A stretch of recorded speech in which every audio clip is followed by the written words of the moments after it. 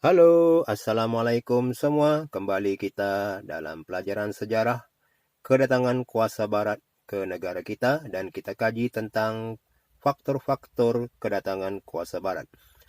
Kuasa barat ini ialah negara British, Belanda, Perancis, Spanyol, dan Portugal.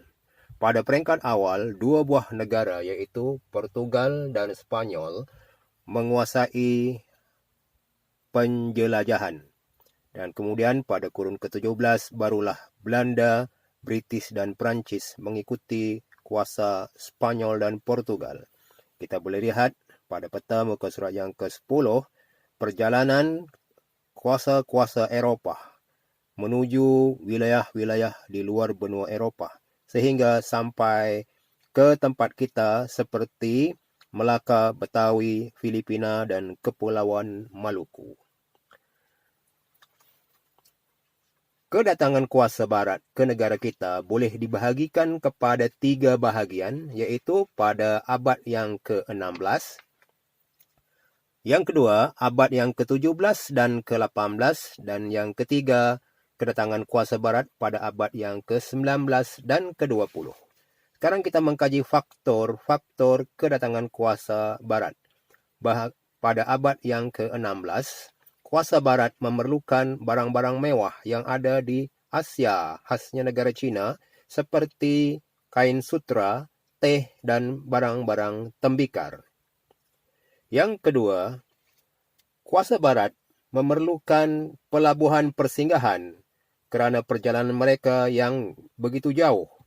Oleh itu, mereka memerlukan pelabuhan di alam Melayu supaya boleh mendapatkan bekalan air, makanan dan kemudahan membaiki kapal sebelum belayar ke Canton atau China.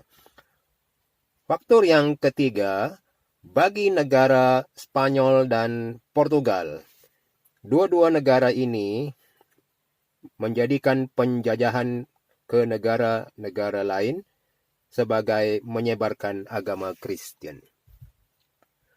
Baik, yang kedua, faktor kedatangan kuasa barat pada abad ke-17 dan ke-18. Ada satu faktor yang penting yaitu revolusi perindustrian, khasnya yang berlaku di Britain pada abad yang ke-17. Kemudian pada abad yang ke-18, negara seperti Jerman, Perancis telah mengikuti British dalam bidang industri. Ini menyebabkan kuasa-kuasa barat seperti British, Jerman, dan Perancis meneroka bahagian dunia yang lain untuk mendapatkan bahan-bahan mentah dan menjual barang-barang yang ada dari kilang-kilang mereka. Baik, faktor kedatangan kuasa barat pada abad ke-19 dan ke-20. Terdapat 8 faktor yang menyebabkan kuasa-kuasa barat ini datang ke negara kita. Yang pertama, perkembangan industri kereta. Ini menyebabkan permintaan getah asli untuk membuat roda. Oleh itu, negara kita menjadi tempat yang diminati British. Yang kedua, faktor kesuburan tanah dan kekayaan hasil bumi. Negara kita terkenal dengan tanah yang subur, mudah untuk menanam tanaman-tanaman yang akan dikomersilkan, seperti getah, tebu, tembakau, dan padi, dan hasil-hasil galian seperti biji timah, besi, emas, petroleum, dan arang batu. Faktor ketiga ialah industri mengetin makanan yang begitu banyak di Amerika Syarikat. Ini menyebabkan permintaan biji timah melambung tinggi. Oleh itu, tanah Melayu menjadi sasaran kedatangan kuasa barat untuk mendapatkan biji timah. Faktor yang keempat ialah pembukaan terusan Suez. Terusan Suez di negara Mesir telah menyebabkan perhubungan antara Eropah dengan Asia menjadi lebih singkat berbanding dengan pelayaran yang asalnya mengelilingi benua Afrika yang jauh. Faktor kelima ialah penciptaan kapal wap menggantikan kapal layar.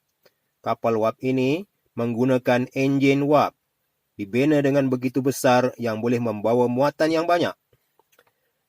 Faktor keenam ialah persaingan kuasa-kuasa barat.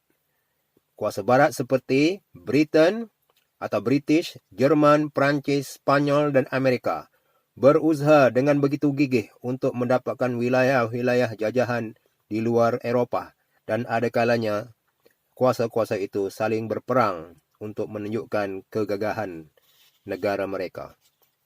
Faktor ketujuh, penciptaan telegraf. Penciptaan telegraf telah mencepatkan perhubungan antara benua Eropah, Amerika dan tanah Melayu. Ini menyebabkan maklumat-maklumat boleh dihantar dengan secepat mungkin. Dan faktor yang terakhir ialah beban orang putih.